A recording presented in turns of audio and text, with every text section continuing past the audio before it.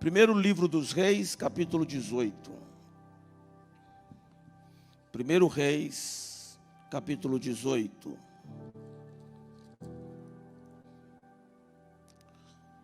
Versículo 1. Muito tempo depois veio a palavra do Senhor a Elias, no terceiro ano, dizendo: vai, apressa-te a Acabe, porque darei chuva sobre a terra. Esse mesmo capítulo 18 agora pula para o versículo de número 20.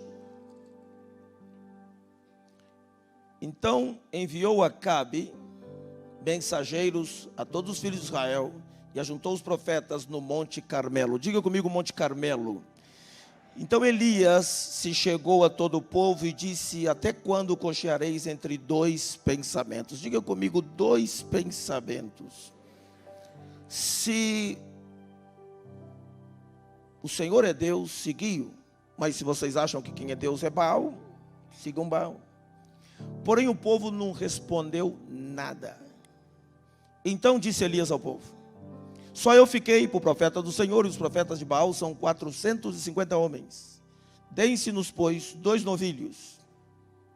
Escolham eles para si um dos novilhos, divide-os em pedaços, coloque lenha, porém não metam fogo. Diga comigo, fogo.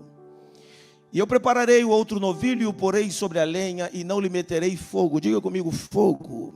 Então invocareis o nome do vosso Deus, e eu invocarei o nome do Senhor. E há de ser que aquele que responder por fogo, esse é Deus com letra maiúscula. E todo o povo respondeu e disse: essa palavra é boa. Disse Elias aos profetas de Baal: escolhei para vós outros um dos novilhos, e preparai primeiro, porque vocês são muitos, e invocai o nome do vosso Deus, e não lhe metais fogo. Diga comigo, fogo.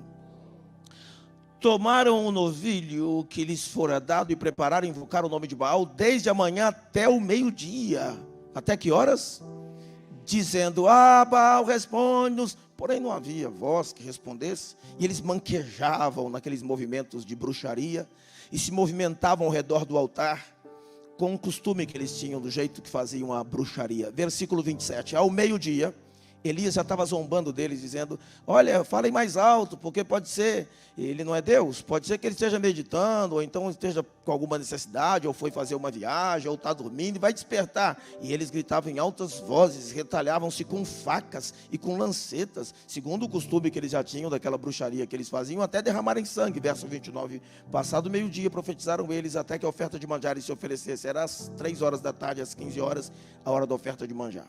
Porém não houve voz, nem resposta, nem atenção alguma. Estou no versículo 30, se você se perdeu, me acha aí de novo. E diz assim: então Elias disse ao povo: chegai-vos a mim. E todo o povo se aproximou de Elias. E Elias, a primeira coisa que fez foi restaurar o altar do Senhor que estava caído. Diga comigo, restaurar o altar do Senhor. Diga que estava caído. E diz o versículo 31, tomou 12 pedras, segundo o número das 12 tribos de Israel, a qual viera a palavra do Senhor, dizendo: Israel será o seu nome. E com aquelas 12 pedras edificou um altar em nome do Senhor. Depois fez uma vala em redor do altar tão grande para semear 2 medidas de sementes. Então armou a lenha, dividiu o novilho em pedaços, colocou sobre a lenha e disse: enchei de água 4 cântaros e derramai-o sobre o holocausto e sobre a lenha. Disse mais: fazei-o segunda vez, e fizeram. E disse mais: fazei-o terceira vez, e o fizeram terceira vez. Quantas vezes? 3 vezes, de maneira que a água corria ao redor do altar e encheu também a vala que estava em volta do altar. No devido tempo, para que se apresentasse a oferta de manjares, aproximou-se o profeta Elias e disse: ó Senhor, Deus de Abraão e Isaac, vê Israel, fique hoje sabido que tu és Deus em Israel, e que eu sou o seu servo, e que segundo a tua palavra fiz todas essas coisas. Responde-me, Senhor. Responde-me, para que todo este povo saiba que tu, Senhor, és Deus, e que fizestes retroceder o coração deles. Então caiu fogo do Senhor e consumiu o holocausto e a lenha e as pedras, e ainda lambeu a água que estava na vala. Diga, lambeu a água. o que vendo todo o povo caiu com o rosto de terra e começou a gritar: só o Senhor é Deus, só o Senhor é Deus. Disse Elias: lançai mão dos profetas de Baal, que nenhum deles escape. Põe a mão no coração, feche os olhos e diga: Pai, fale ao meu coração, edifica-me pela tua palavra,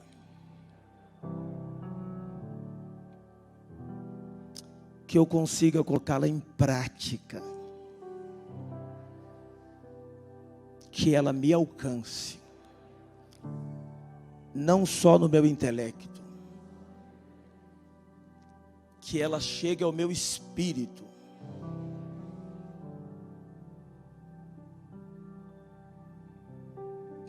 porque se ela me alcançar, ela vai me promover a um ser humano melhor, ela vai me edificar, ela vai me transformar, ela vai me abençoar. Que seja assim, que a minha mente esteja atenta, que nada tire a minha atenção. Eu quero ouvir a tua voz, não quero ouvir o homem, quero ouvir a tua palavra, que ela me alcance, em nome do Senhor Jesus Cristo. Amém e amém. Levante as duas mãos assim, com a palma uma de frente para a outra, e para a palavra do nosso Deus lida esta noite, sem deixar a boca fechada, dê o melhor aplauso que você puder, e dê gritos de aleluia, de júbilo, de agradecimento ao Pai que está nos céus. Aleluia! Como é maravilhosa a palavra do nosso Deus, como é bom ler a Bíblia. Quero tratar do tema o monte da decisão. O monte da decisão. Todos nós temos um Carmelo em nossas vidas. É aquele momento que a gente tem que tomar alguma decisão, que a gente tem que sair de cima do muro, que a gente tem que fazer uma escolha, que a gente tem que definir o lado. Chega um momento na vida que as escolhas precisam ser feitas. Eu estive nessa montanha aqui algumas vezes, mas de ônibus de luxo, com um grupo de turistas e peregrinos daqui do Brasil, nas caravanas que levávamos para Israel. Em uma dessas 18 vezes que fui, em algumas dessas 18 vezes fomos ao Carmelo. Às vezes não dava para passar no Carmelo, mas fomos algumas vezes. Tenho vários vídeos no YouTube que eu estava lá no alto do Carmelo. Eu subi essa montanha, ela é muito alta, mas subi com bermudão, com chinelo, com boné da empresa Gênesis Turismo, operadora de terra, com a garrafinha de água mineral à minha disposição. O ônibus que nos levou lá no topo tinha ar-condicionado, estava calor, mas tinha ar-condicionado, água mineral. E eu ouvia de vez em quando pessoas que passavam umas perto das outras, porque tinham mais de 40 ônibus lá em cima, grupos de todos os lugares do mundo, gente com olho puxado, gente do continente africano, gente aqui do Brasil, nosso grupo também estava lá. E eu via quando alguém passava perto do outro e dizia assim: que calor, né, amigo? Tá quente, né? A gente falou: tô doido para voltar para dentro do ônibus, o ar-condicionado, calor. Tem água aí? Já tem uma garrafinha d'água. E é muito alta a montanha, muito calor. Mas o texto que eu li hoje está batendo seca em Israel.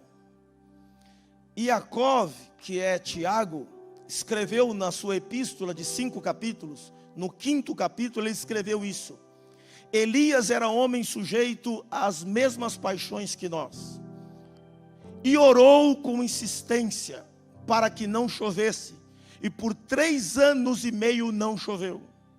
O texto sagrado nos disse que Elias falou assim: não haverá chuva sobre a terra, senão conforme a minha palavra, na hora que Deus me falar e eu liberar. E só voltaria a chover quando ele liberasse. E Tiago disse no capítulo 5, e voltou a orar, e choveu sobre a terra. Então era um período de seca, mais de 3 anos sem chuva. A água era petróleo transparente. A água era o líquido mais precioso. A água era o ouro branco. A água desse contexto valia mais do que ouro e prata. Porque uma pessoa pode ficar 40 dias sem comer, segundo a ciência e a biologia. Mas sem beber água ela não consegue. No 3º dia ela começa a entrar em desidratação. E começa a entrar no caminho de morte. Por isso, quando você chega no hospital, a primeira coisa que eles fazem é colocar um soro no seu braço para te hidratar. Porque a hidratação é fundamental. E ali eles estavam em seca. Se não tem água, não tem nada. E o profeta Eliahu faz algo que nos choca. Ele derrama água sobre o altar. Água. Agora vejam vocês comigo. A vitória foi tão grande que Elias teve. Mas tão grande. Você vai lembrar de Elias quando Deus te der vitória no meio da crise. A vitória foi tão grande que Elias desceu ali. Ele enfrentou 400 profetas de Baal e 450 profetas de Azera. Eram 850 falsos profetas, bruxos, feiticeiros. E Elias era o único crente. É como se fosse num lugar fazer evangelismo, não tivesse ninguém com você, é só você. E você tivesse 850 bruxos em volta. E Elias tinha uma bênção. É que por trás de Elias tinham mais de 7.000 intercessores, guerreiros de oração, que nunca dobraram o joelho a Baal, mas que estavam de joelhos dobrados diante de Deus, dizendo: Deus, honra o teu servo diante dos falsos profetas. Eu quero dizer a você, querido, que tem gente no Brasil intercedendo, e essa bandeira verde, amarela, azul e branca vai ser levantada, esse país vai ser restaurado, as famílias vão ser mantidas, Deus vai fazer com que venhamos dar a volta por cima, como o povo brasileiro. Tem alguém vivo nessa reunião para concordar comigo e dar um grito de amém? Deus não desistiu do Brasil.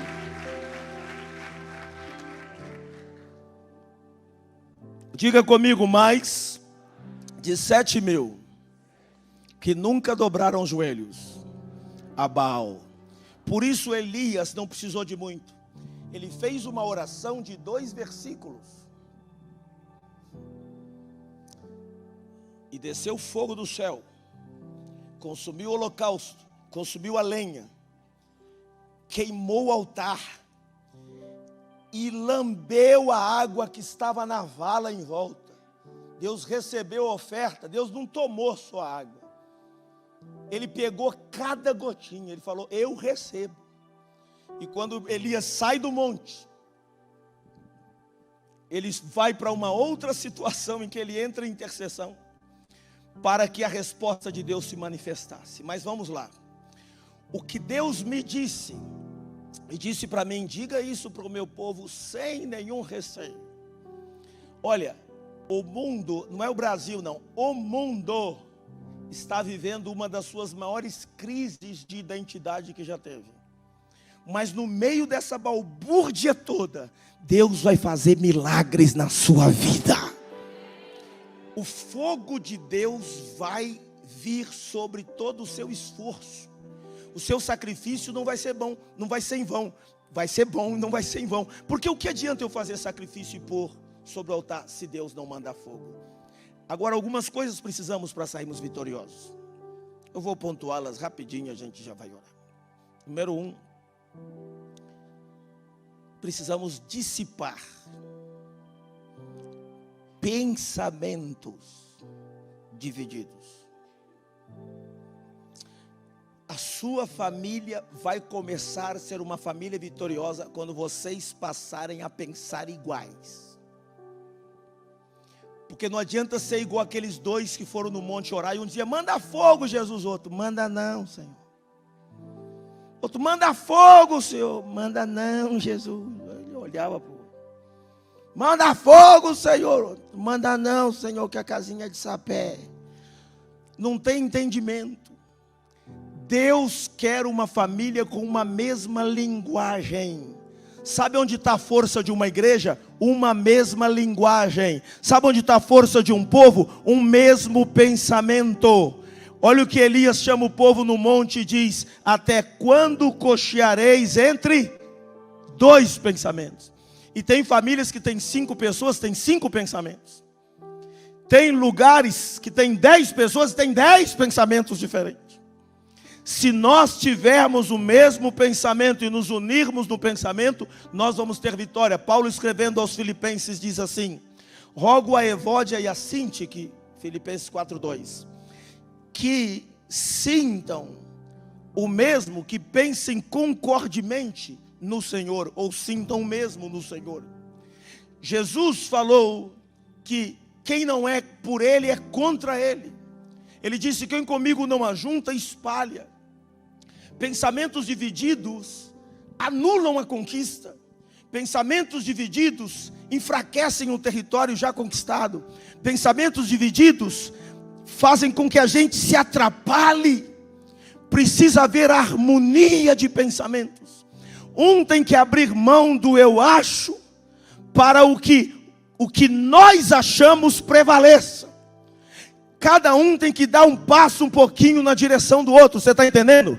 Se nós fizermos isso, a vitória está estabelecida pelo sangue de Jesus.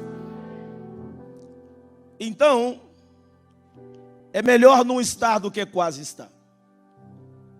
É melhor alguém que te deixa do que alguém que quase te deixa. Não sei se você está entendendo. Alguém que ameaça todo dia: vou te largar, vou te largar. Você já acorda assustado, doido para ver se está lá. Ninguém aguenta isso.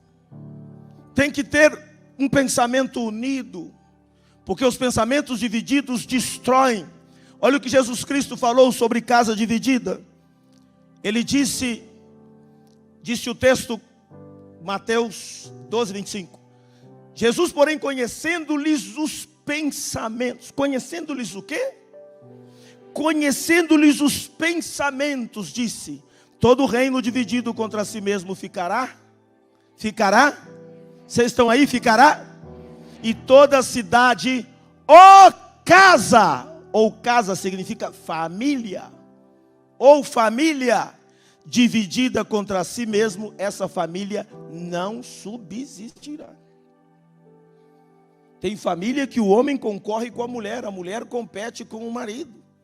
Queridos, não importa quem ganha mais, tudo que entra ali é da família. Não tem mais meu carro é nosso carro, não tem mais minha casa é nossa casa, não tem mais suas contas são nossas contas, não tem mais seu boleto é nosso boleto. Tem mais o filho, quando faz uma coisa, é meu filho. Quando faz uma coisa, olha o que o teu filho está fazendo. Não. Bom e ruim, na alegria e na tristeza, com problema ou sem problema, tudo é nosso, e Deus está com esta família unida e vai dar vitória.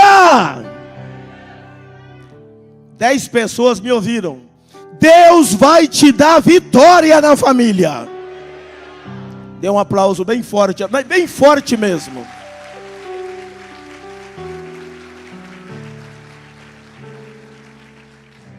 Nem Satanás expulsa Satanás. Os demônios são unidos e tem hierarquia. Principados, potestades, dominadores, tudo unidinhos. E não é por amor, é por esperteza, por inteligência. Se você não quer ter pensamento um só pensamento unido, por inteligência, por amor, tenha por inteligência. Tem gente que torce contra o pastor, contra o patrão. Tomara que meu patrão quebre. Mas é burro. Se o patrão quebrar, ele perde o emprego. É como você estar num barco e dizer, tomara que afunde. Eu quero que esse país... Não vou repetir essas palavras aqui não. Porque isso não vai acontecer com o Brasil. Tem mais de 7 mil que nunca dobrou o joelho a Baal. E Deus não desistiu do Brasil. Tem alguém vivo nessa reunião para se expressar, fazer qualquer coisa? Faz qualquer coisa aí. Deus não desistiu não. E os demônios, se os demônios são unidos, você tem que ser melhor. Mas eu pelo menos creio em Deus. Os demônios também creem e estremecem, disse Tiago. Mas nós temos que ser unidos. Você acha que os demônios são unidos por amor? Você acha que Satanás lá no inferno fala, não saia sem dar um abraço no demônio que está ao seu lado? Você acha que é assim? Diga para 5 demônios em volta de você, eu te amo. Não, eles se odeiam. Mas se as pessoas se unem para o mal, se as pessoas se unem para o crime, se as pessoas se unem para o tráfico, se as pessoas levantam o partido do seu tráfico de drogas, PCC, PV, vão inventando as letras, por que nós não podemos nos unir como cristãos? Porque nós não podemos nos unir como família?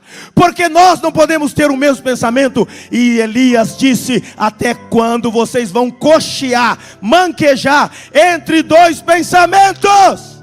Se Baal é Deus, se encham de Baal e sirvam Baal. Mas se o Senhor é Deus, vamos nos encher do Espírito Santo e combater o diabo a partir de hoje.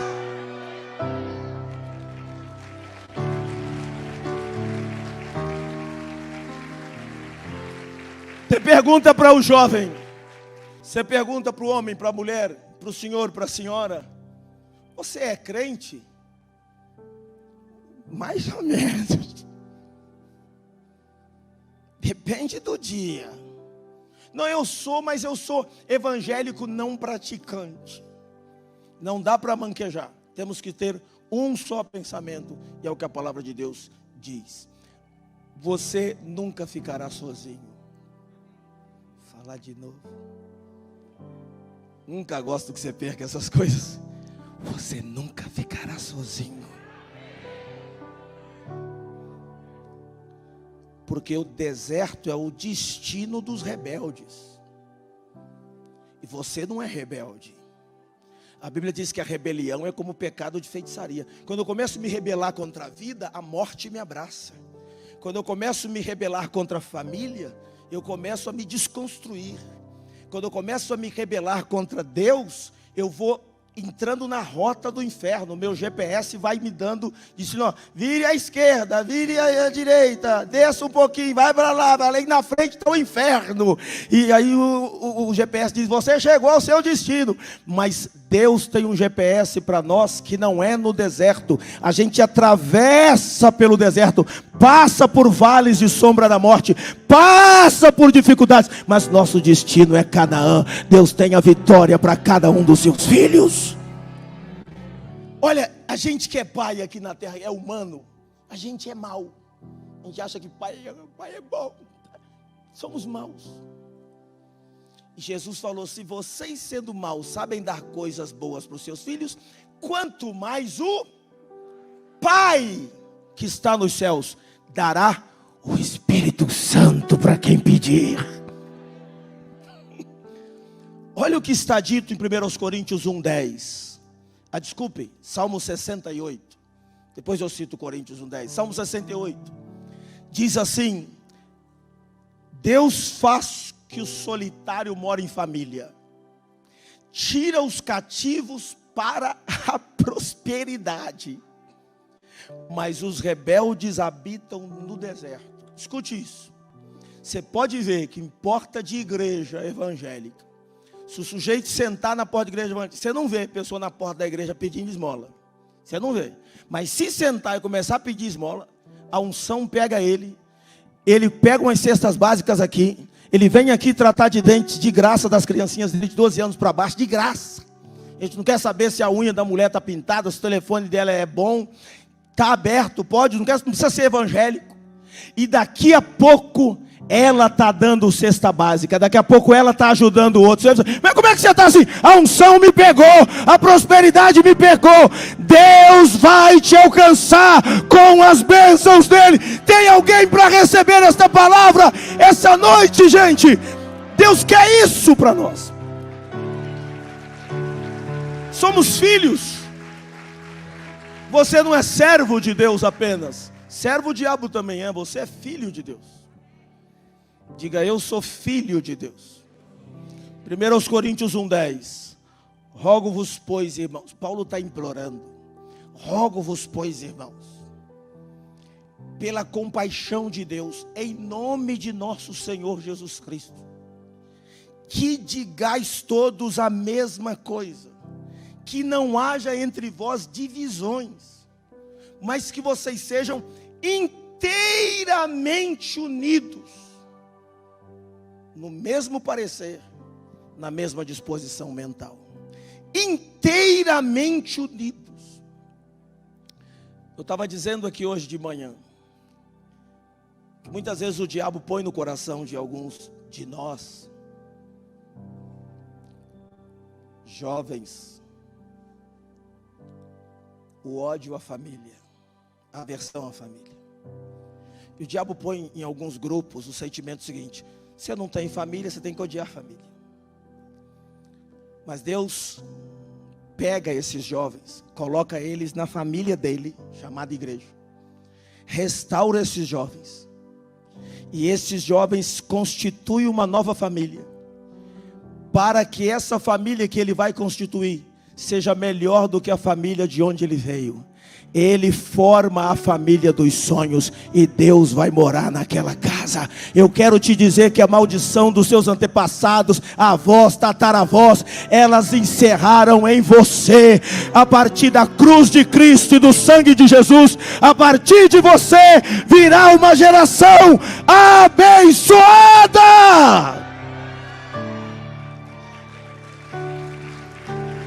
Você recebe isso?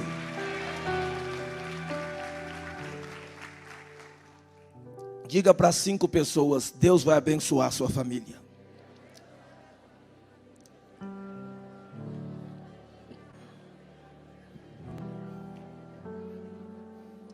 Número 2, pedindo fogo de Deus sobre o nosso sacrifício. Diga comigo, um só pensamento e pedir o fogo sobre o sacrifício. Quem aqui faz muitos esforços no dia a dia, no seu trabalho, na sua família? Às vezes se esforça para manter a paz com certas pessoas, às vezes trabalha junto com pessoas difíceis, e você faz ali um sacrifício. Quem faz vários sacrifícios? Deixa eu ver. Isso não adianta nada se não vier fogo. Mas hoje à noite,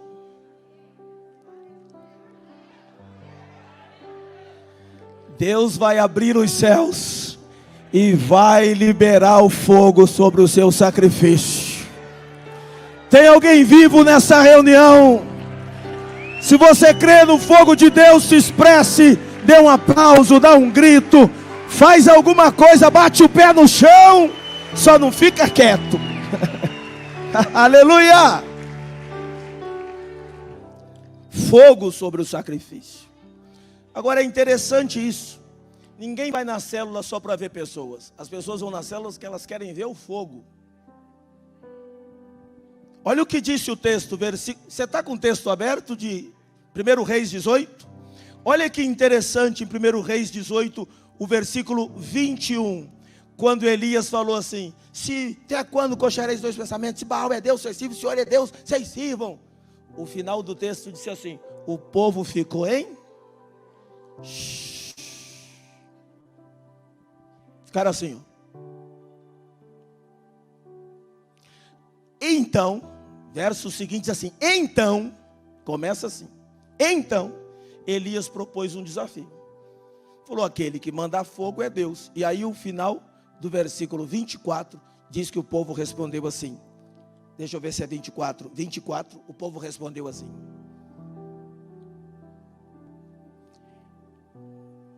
essa palavra é boa. Essa palavra, aí eu gostei. gostoso, irmãos, é eu levantar de manhã, como ontem, receber um áudio de um dos pastores aqui da igreja, o pastor Márcio. E ele diz: olha, apóstolo, o áudio desta irmã. E ela dizendo: pastor, conta isso para a igreja, para todo mundo saber. Eu só não vou falar o nome dela, porque ele não falou no áudio no teu nome. Conta, todo mundo tem que saber disso. Só me aposentaria daqui a 2 anos. Eu teria que conversar com os meus patrões, ia criar uma situação difícil. Não queria, gosto deles, os amo, trabalho com eles há muitos anos. E aí eu estou no culto e Deus me fala para fazer uma oferta que era praticamente tudo. E eu falei: Deus, mas como é que eu vou fazer um negócio desse? E ela fez. E ela falou: pastor, conta para as pessoas entender que Deus responde. Elas não sabem. O áudio dela, irmão, vocês têm, eu vou mandar para vocês nos grupos, se o pastor liberar e se ela liberar. Tem que contar para as pessoas saberem, porque enquanto elas ficarem fazendo ofertinha michuruca, que ela mesma nem lembra do que fez, elas não vão ter experiências com Deus. Elas precisam de experiência com Deus. E aí ela recebe a seguinte mensagem: a sua aposentadoria saiu. Deus é um Deus todo poderoso. Aí eu venho para o café, sento aqui e falei com Deus: Senhor, eu vou dar essa palavra amanhã para o povo, para ensinar as pessoas sobre confiar em Ti. E aí estão ministrando aqui o louvor, está o Alexandre aqui na frente. De manhã eu não disse o nome, só disse que era uma pessoa que ministra louvor aqui.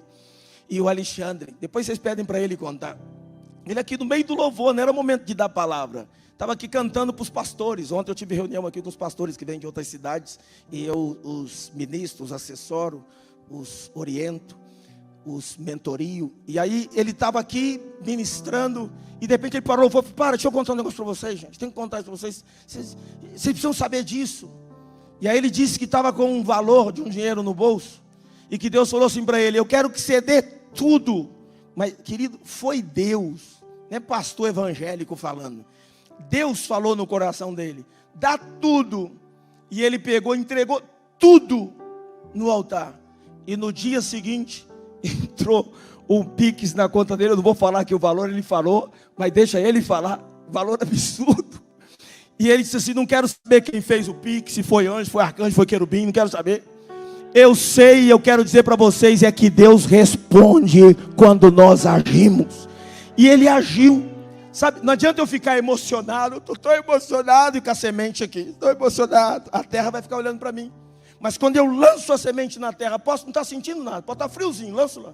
Ela vai produzir. Tudo que o homem semear, isso é uma lei que Deus criou, também colherá. Você quer ver uma coisa? Sob essa máscara, dê um sorriso para a pessoa que está ao seu lado com os olhos. Você vai ver que os olhos vão sorrir. Dá um sorriso. Sorriu.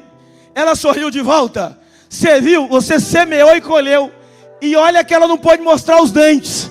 Você imagina quando libertarem a gente desse troço aqui na frente? A gente vai semear e colher mais alegria ainda. Dê um aplauso a Jesus. Então tem que ter fogo.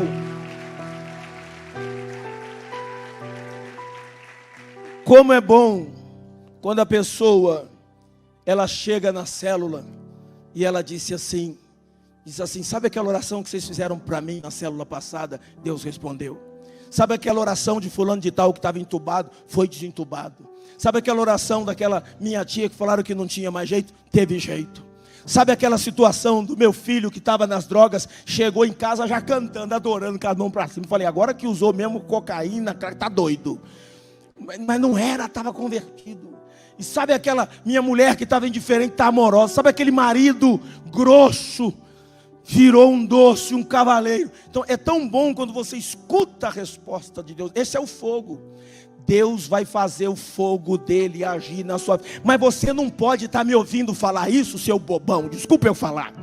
Seu bobão. Ouvir falar isso e ficar assim, ó.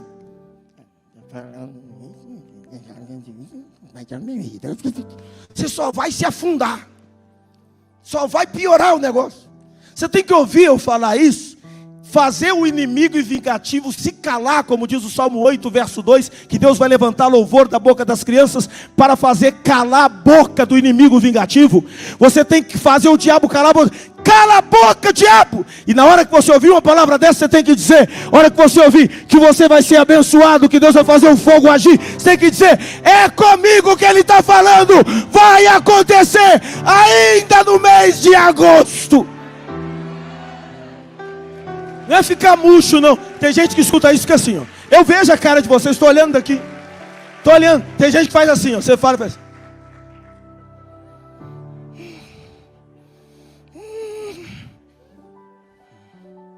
Recebe. Recebe.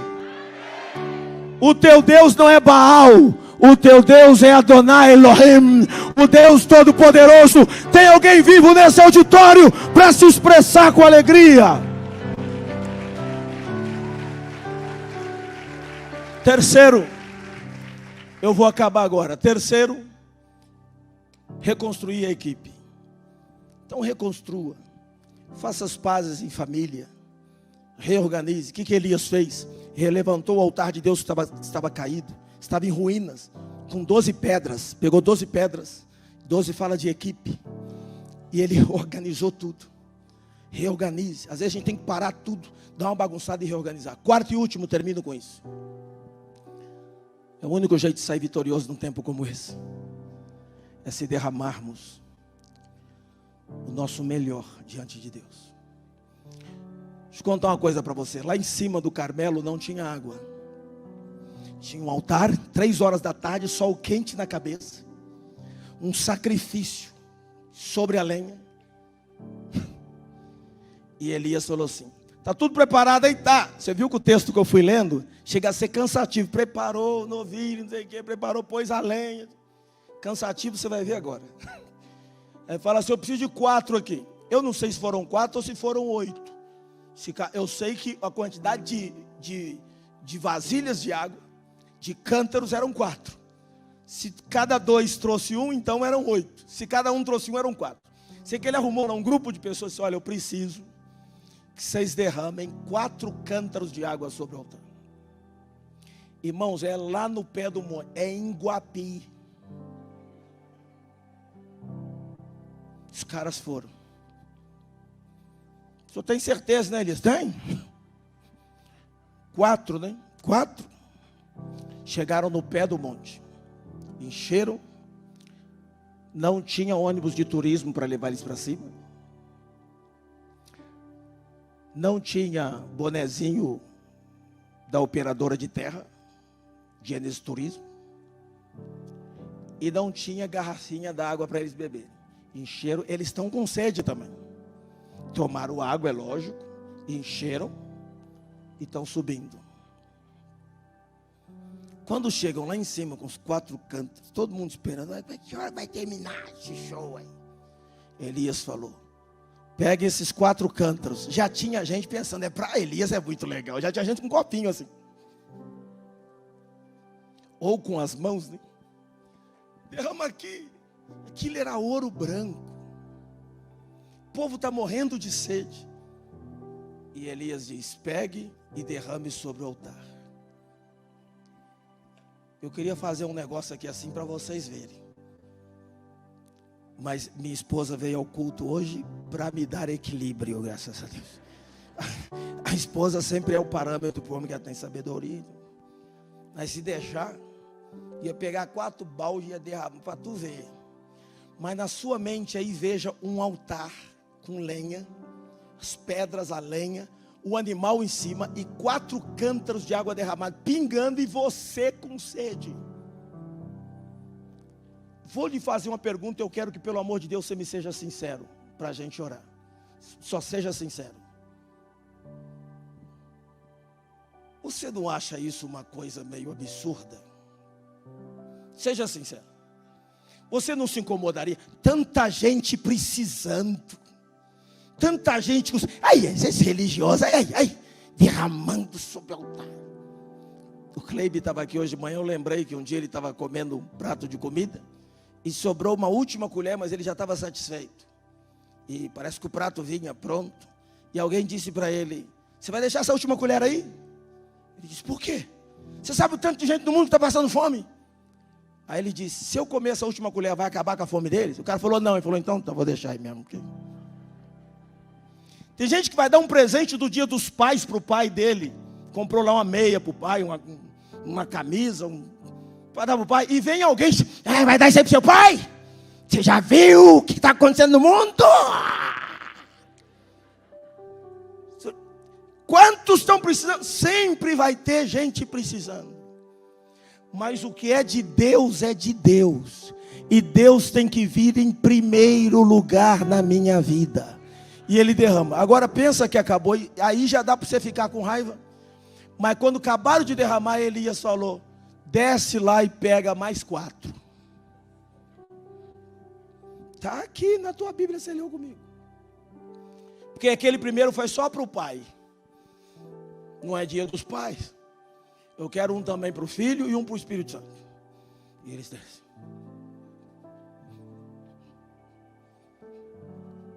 Coitado do nosso cinegrafista. Mas é mais fácil do que te mandar em Guapi. E aí lá vai. Será que esse maluco vai mandar a gente jogar de novo? Não, vai não. Isso aqui é pessoal bebê, não é possível. Mais 4. Derramem para o nosso Deus. Aí derramou. E Deus está só olhando aquela água gotejando. Será que Deus vai tomar um pouquinho daquela água? Será que Deus vai aceitar aquilo? Deus não precisa disso. Claro que não. Claro que não. É só pensar. Deus não tem sede. Terminou. Agora não, aí só tem 8. Tem que ser 12. Mais uma de 4. Você imagina a murmuração. Por que ele não pediu na primeira vez para pegar logo 12? Sabe fazer conta, não? Esses pastores de hoje. Eles simplesmente obedecem, sobem e derramam. A Bíblia diz que o altar pingava água. E em volta ele tinha aberto uma vala. A vala estava cheia de água. Aí ele levantou as mãos e fez essa oração de 2 versículos. Senhor, manda fogo, responde-me, para que todo este povo saiba que só o Senhor é Deus e eu sou seu profeta. Aí fez-se um silêncio. Mas atrás dele tinha mais de 7.000 intercessores. Agora eu vou acabar com o cinegrafista.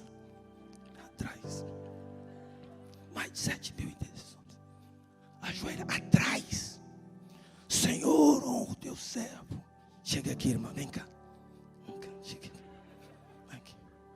Chega aqui. Levanta as mãos assim para lá. Mais de 7.000 intercessores. Um aplauso, Jesus, pela vida dela e de toda a equipe de intercessores que não aparece, não. Estão orando por vocês. Ela está ali com os olhos cheios de lágrimas, com as mãos levantadas. E Elias: Senhor, manda fogo. É todo mundo.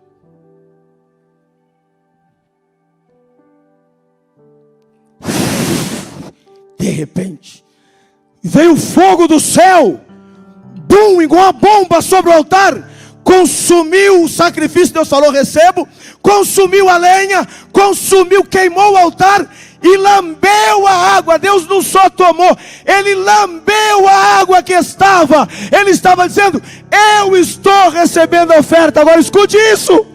Quando Deus tomou tudo, aquele povo com sede deve ter pensado: tudo para Ele. Quando eles saem dali, Elias ora e diz: vai lá para ver se tem chuva. O rapaz falou: não tem chuva. Vê se tem nuvem. Não tem nuvem. Vai de novo, terceira vez. Agora vejo um sinalzinho só de melhora lá na minha família. É um sinalzinho só de que a minha vida espiritual está mudando. É uma pequena nuvem do tamanho da mão de um homem que sobe do mar. Elias disse: rapaz, rapa fora, corre. Diz para o rei Acabe correr, porque Deus abriu a torneira do céu e vai derramar a abundante chuva.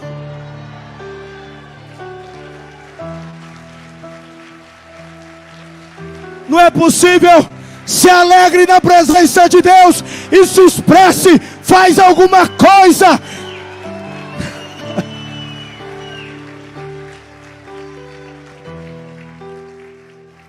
Isso aqui não é medalha de ouro, não. Escute isso. O que é 12 cântaros de águas comparado com as chuvas que o Senhor manda? Deus nunca vai perder para nós na graça de dar, nunca. Quando você joga com a sua pá no reino de Deus, Ele pega com a pá dele e joga na tua família. Só que a pá de Deus é maior que a sua. Você nunca vai ganhar de Deus na graça de dar. Se você der tempo para Deus, Ele vai abençoar o teu tempo. Muitas vezes a avó da Daniela dizia: para agora de estudar, vai descansar. E eu digo isso para meus filhos muitas vezes: não, eu quero ficar atento. Para agora, vai dormir, descansa a cabeça. Você já não estudou? Estudei, fez sua parte. Já não botou lá o sacrifício? Já não botou a lenha? Já não derramou água? Relaxa! Na hora da prova vai dar um start na tua cabeça. As respostas virão. E se você priorizar o reino de Deus, Ele vai priorizar você nos projetos dEle. Nosso negócio é que a gente pensa que prioriza a Deus, mas não prioriza. Nós não sabemos o que é se esforçar para o Senhor. Mas Deus vai reavivar o seu coração. E vai começar hoje. E vai começar agora. Eu vou ler com você esse texto, só porque eu pus aqui. Se não ler, eu vou ficar com a sensação de que não te mostrei isso. Mateus 26, olha aí comigo. Vamos fazer o seguinte: fique em pé no teu lugar com esse texto, já que você já ganha tempo. Mateus 26.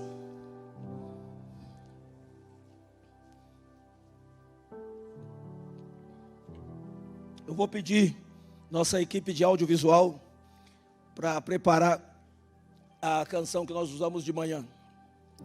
Nós vamos usar agora também. Olha o que diz Mateus 26, verso 7. Mateus 26. E é interessante que Marcos diz que o cara que estava na mesa reclamando era Judas. O Mateus não. O Mateus resolveu não citar o nome e salvou aqui a pele de Judas. Mateus 26, versículo número 6. Ora, estando Jesus em Betânia, em casa de Simão o leproso, aproximou-se dele uma mulher, trazendo um vaso de alabastro, cheio de precioso bálsamo, que lhe derramou sobre a cabeça, estando ele à mesa. O vaso de alabastro, eu tenho alguns ali no meu escritório, no gabinete. Comprei no Egito. Quando a gente faz os grupos que vai pelo Egito, quando passa pelo Egito eu falo: quem quer comprar vaso de alabastro, compra aqui. Eu mostro onde tem, eles já compram. É baratinho. O vidro é barato. Mas ali tinha um perfume que era a economia de um ano. Era o salário de uma pessoa que ganhasse bem naquela época de um ano de trabalho.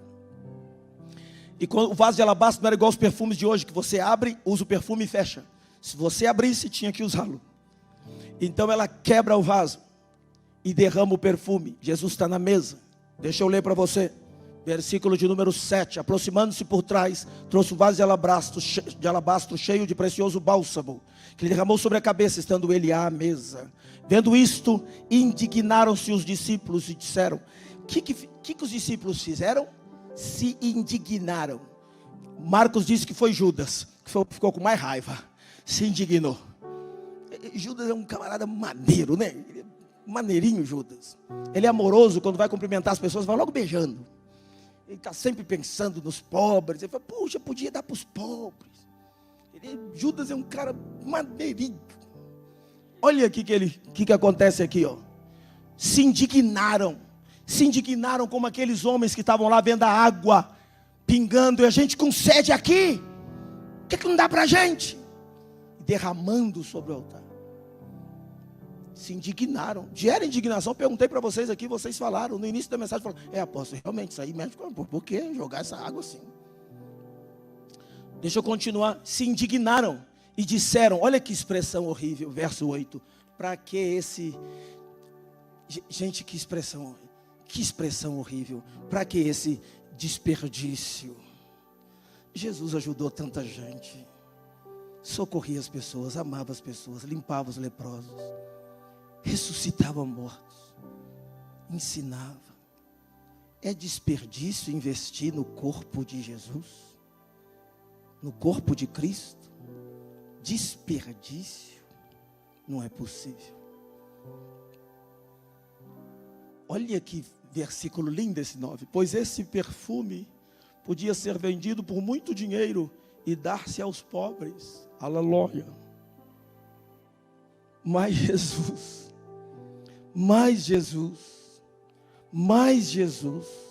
sabendo disso, disse-lhes: ah, que lindo que vocês estão falando. Realmente essa mulher está desperdiçando. Não, olha o que ele disse: parem de encher a paciência dessa mulher. Ela praticou uma boa ação para comigo. Vocês estão mesmo preocupados com os pobres? Disse Jesus: fiquem tranquilos, versículo 11. Sempre vai ter pobre. Aí tem gente que diz que aqui Jesus liberou uma maldição, mas não é verdade. Porque os pobres sempre os tendes convosco, mas a mim nem sempre me tendes. O que Jesus está dizendo aqui é: não vai faltar oportunidade de vocês botarem o consultório de um só coração. Não vai faltar oportunidade de vocês liberarem cestas básicas, roupa, cobertores, alimento, toneladas de alimento. Não vai faltar. Como fizemos aqui. Não falta. Você conversa, dizer, não, porque isso aqui, porque eu estou pensando. Conversa. Olha o que diz o versículo número 12. Pois derramando esse perfume sobre meu corpo, ela o fez para o meu sepultamento. Em verdade vos digo que onde for pregado no mundo inteiro este evangelho, até lá em Teresópolis, vai ter um pastor escurinho falando e vai contar o que essa mulher fez para a memória dela. Jesus estava certo, até hoje se fala dessa mulher. Fecha a tua Bíblia.